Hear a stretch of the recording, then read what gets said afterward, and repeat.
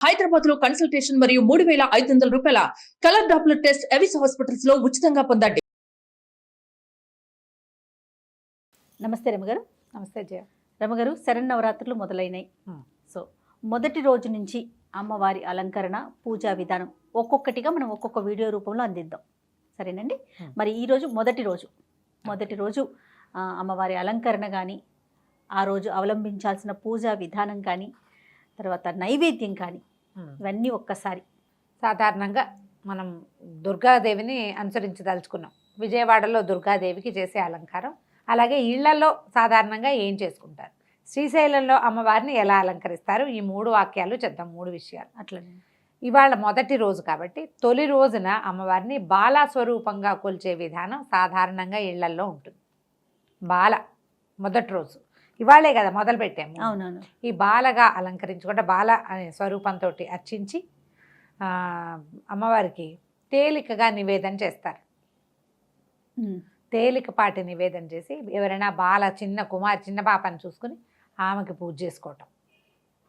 అయితే నవదుర్గా స్వరూపాలు, నవదుర్గా స్తోత్రం అని ఒక స్తోత్రం ఉంది. దాంట్లో 9 మంది దుర్గలు ఎవరెవరు, ప్రథమం శైలపుత్రి చ అని చెప్తారు.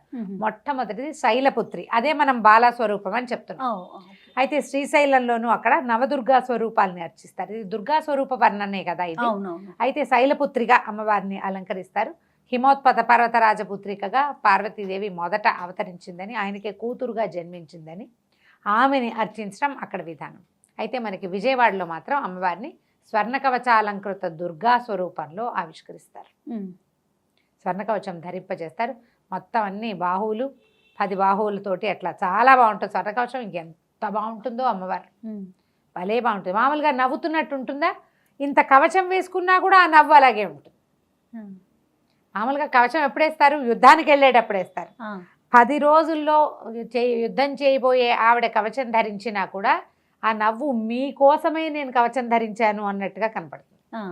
ఈ రోజున అమ్మవారికి పసుపచ్చటి వస్త్రాలు సమర్పిస్తారు. మనం మామూలుగా ఇళ్లలో చేసుకునేటప్పుడు ఏం చేస్తాము, అమ్మవారికి రోజు ఒక వస్త్రం, గాజులు, ఇట్లా అంటే వస్త్రము అలంకరణ 2 సమర్పించాలి. ఇది నియమంగా పెట్టుకుందాం. ఒకవేళ 10 రోజులు చేసేవాళ్ళు ఏం చేయొచ్చు, పసుపచ్చటి జాకెట్ బట్ట లేదా పసుపు రంగు చీర, పసుపు రంగు గాజులు. మొదటి రోజున పులిహోర, కట్టె పొంగలి. ఈ విజయవాడలో ఈ 2 చేస్తారు. అమ్మవారికి కట్టె పొంగలి నివేదన చేస్తారు, పులిహోర నివేదన చేస్తారు. మనం ఇంట్లో చేసుకునేటప్పుడు కట్టె పొంగల్ని, మనం మిరియం పొంగల్ చేసుకుంటాం, పెసరపప్పు పొంగలిని అమ్మవారికి నివేదన చేయొచ్చు. ఒకవేళ మనకి సాధ్యం కాదు, అంత అవకాశం లేదు, ఏదైనా ఒక నివేదన చేయదలుచుకుంటే కనుక ప్రతిరోజు పులగాన్ని నివేదన చేసుకోవచ్చు. పులగం, పెసరపప్పు, బియ్యం కలిపి వండేయటం. రోజు కూడా కాస్త నెయ్యేసి చిన్న బెల్లం ముక్క పెడితే అన్నము, చిత్రాన్నము, తీపి 3 నివేదించిన ఫలితం లభిస్తుంది. దానికి తోడు పులగం సలవా అని చెప్తారు. ఈ పులగ నివేదన చేయడం తర్వాత చక్కగా దాన్ని అన్నంగా మనం ప్రసాదంగా తీసేసుకుంటాం కదా. పులగానికి అన్నం అన్న పేరు ఉండదు. అది కట్టె పొంగల్తోటి, తీయ పొంగల్తోటి, పాయసంతో, అన్నంతో అన్నిటికీ సమానమే. పప్పు, అన్నము 2 ఉండటం వల్ల కాబట్టి పులగాన్ని నివేదన చేసుకోవటము తొలి రోజున అమ్మవారి స్వరూపం ఇది. అయితే స్వర్ణ కవచాలంకృత దుర్గకి దుర్గమాసురుడు అనే ఒక రాక్షసుని సంహరించింది అమ్మవారు. అంచేతే ఆమె దుర్గ అయ్యింది. అయితే ఈ రోజున మనము దుర్గార్తి శమని అని చెప్పబడేటువంటి ధనుంజయకృత దుర్గా స్తుతి చదువుకుంటాం. దుర్గలో ద్వాత్రింశత్ నామావళి అని ఉంది.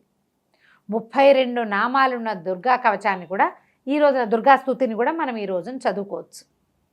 ఇది భయాన్ని పోగొడుతుంది.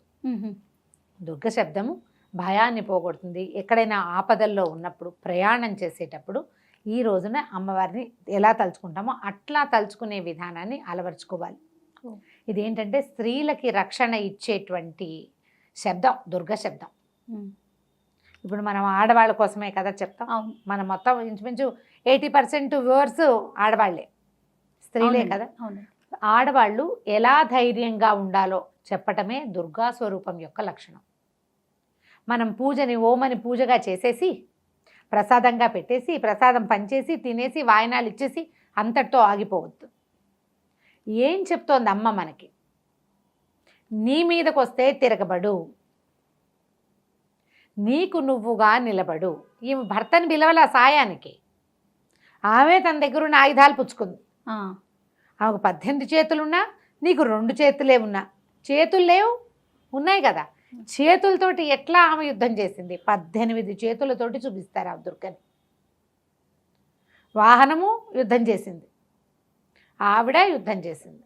ఆ స్వరూపాన్ని జ్ఞాపకం చేసుకుని జీవితంలో గెలవడానికి ఇలా పోరాడాలి. దసరాలో ప్రతిరోజు మనకి మనం అన్వయించుకోవాలి.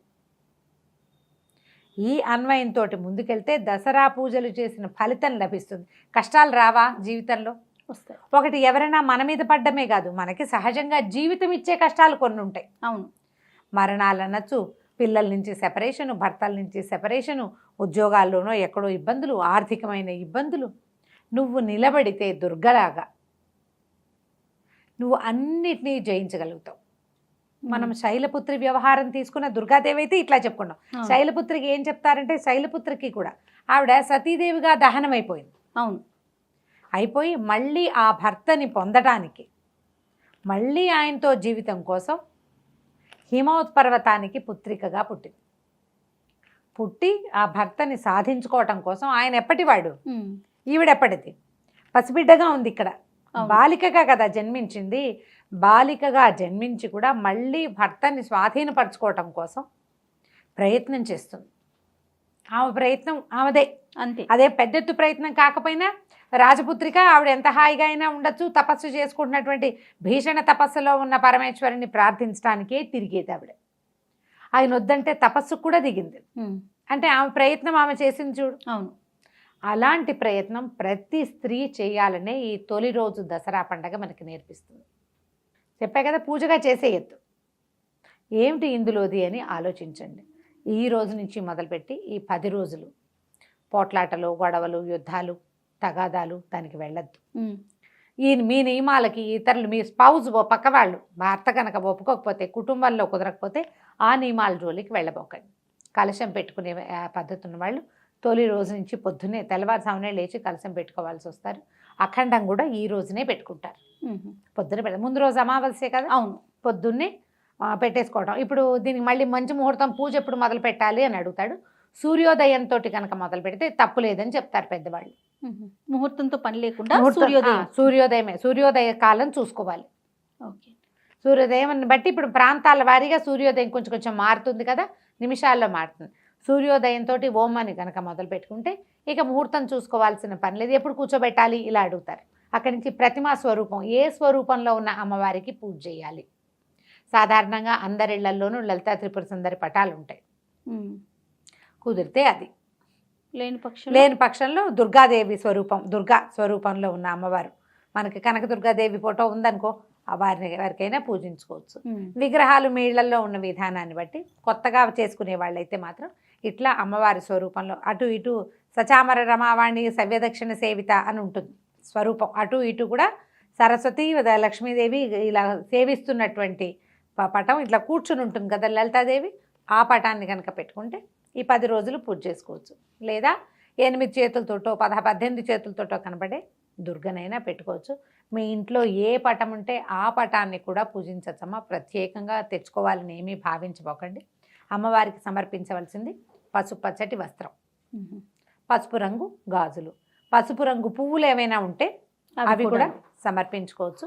బాలాస్తుతి చదువుకోండి, దుర్గాస్తుతిని చదువుకోండి. ఈ రోజున ఈ పూజ చేసుకోవటం, సాయంకాలం దీపారాధన చేసుకొని మీరు ఉదయకాలంలో ఏం చేశారో దాన్నే మళ్ళీ చేసుకోవచ్చు. 10 రోజులు ఖడ్గమాల చదివినా కూడా విశేషమైన ఫలితం లభిస్తుంది. తప్పకుండా రమణ. నమస్తే. నమస్తే జయ.